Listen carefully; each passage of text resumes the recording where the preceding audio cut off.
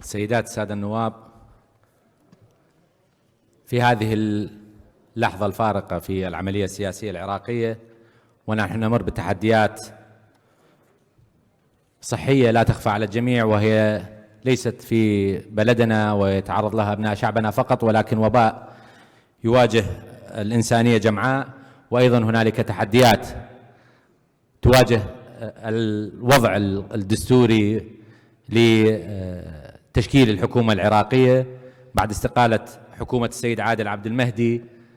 مرت مراحل عديدة لتشكيل أو محاولة تشكيل حكومة. أتمنى أن تتكلل بنجاح بجهودكم، بجهود السيدات والسادة النواب ومن يقف خلفهم من القوى السياسية، بأن نشكل حكومة قوية قادرة على مواجهة هذه التحديات والإيفاء بالتزاماتها والتزاماتنا تجاه مواطنينا. وفي هذه اللحظة لا ننسى من ضحوا بدمائهم من أجل العراق.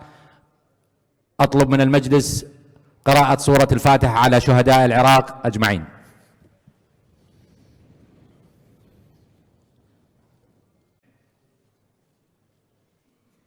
سيدات السادة النواب، النصاب 255.